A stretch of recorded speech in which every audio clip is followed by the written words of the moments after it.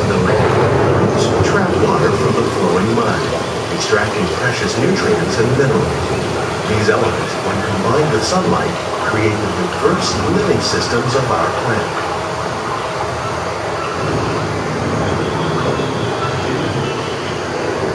Beautiful forests cover only a tiny portion of the Earth's surface, but they contain more than half of its plant and animal species. Rainforests are also extremely rich and productive living systems, providing us with oxygen, food, medicines, and other elements essential to our lives.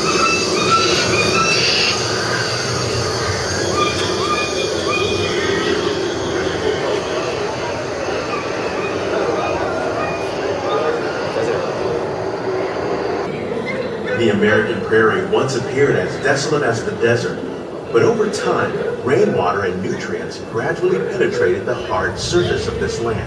Even the hooves of the mighty buffalo helped create the rich soil that would one day become home to the American farm.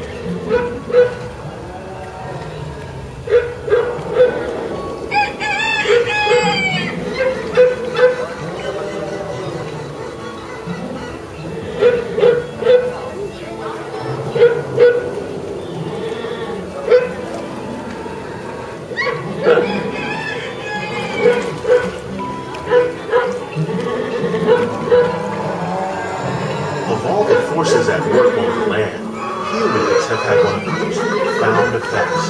The need to produce food for a growing world led to the enormous use and sometimes overuse of the land. In our search for more efficient ways to grow food, we often fail to realize the impact of our methods.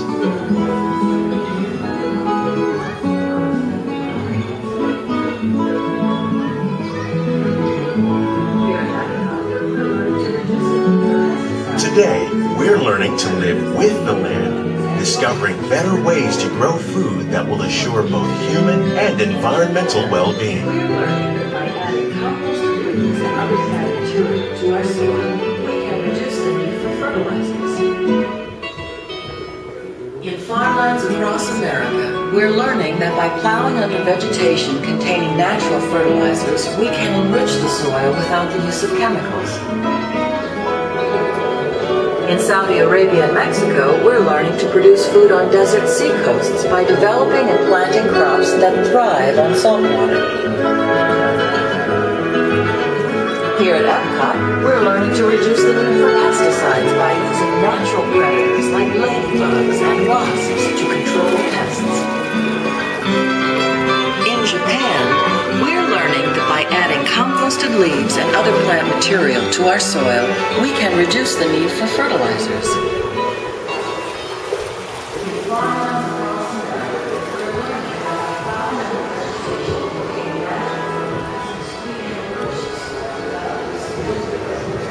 How will we meet tomorrow's growing needs for food production, yet still respect the needs of the land? Some of the answers are being discovered just ahead. To help us maintain these carefully controlled ecosystems, and for your safety, please remain seated in your boat at all times.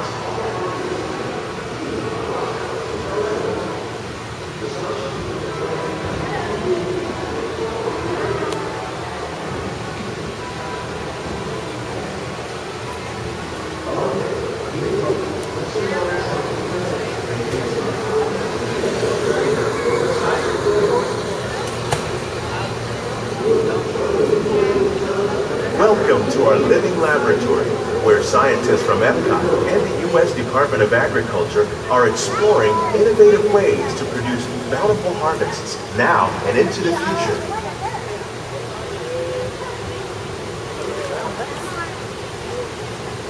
The tropics are home to the greatest diversity of plants on the planet.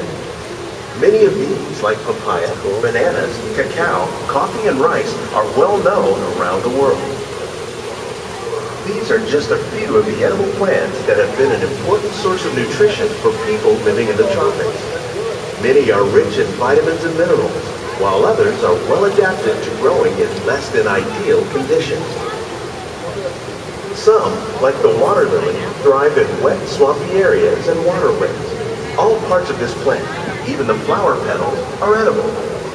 The starchy root of the plant has long been used to make flour for baking.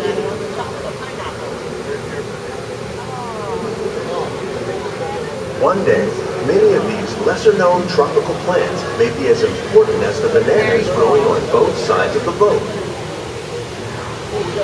More than 28 million tons of bananas are eaten annually, making it the most popular fruit in the world. Grab a banana. Come on, why not? Is that okay? We're not supposed to get out of the boat. Okay. Oh, yeah. Oh, cool. Ooh, there's Nemo's friends.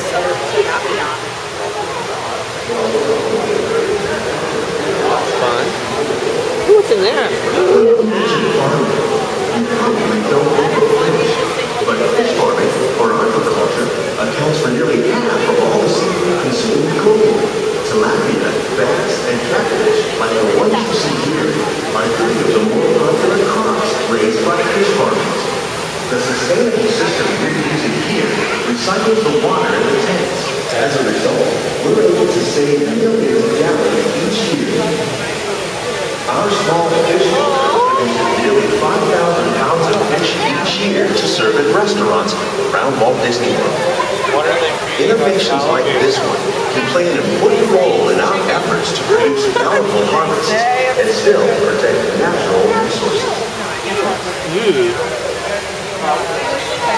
Mickey and Minnie. Warren ate all the shrimp last night. Yeah, there's no shrimp left. Hey, here's your favorite kale. Where? Oh, there's my kale. I'm growing that in my garden. Are you? Will you ship me some when you're done? Why? I love kale. While there are more than 50,000 edible plant species in the world, most of us are only familiar with the handful that make up our everyday diet. The common grains growing here, wheat, maize, sorghum, and millet, plus rice, account for nearly 2/3 of our global food consumption. Learning how to increase yields of these staples is an important goal of research around the world.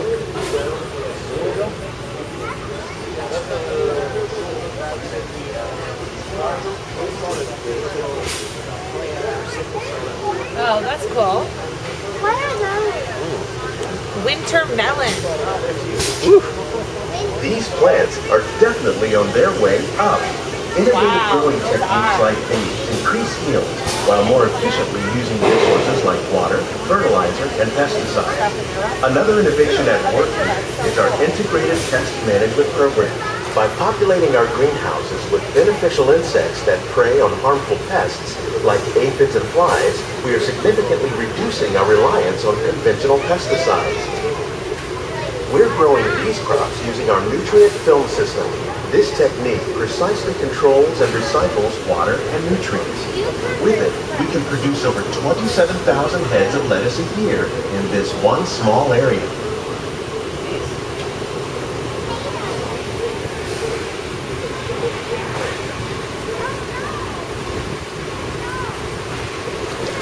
Some of our best ideas have been inspired by nature, like these fruit and vegetable trees.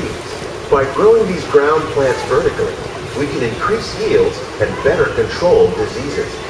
These crops taste as good as they look. In fact, we serve more than 15 tons of produce from our greenhouses in restaurants here at the land every year.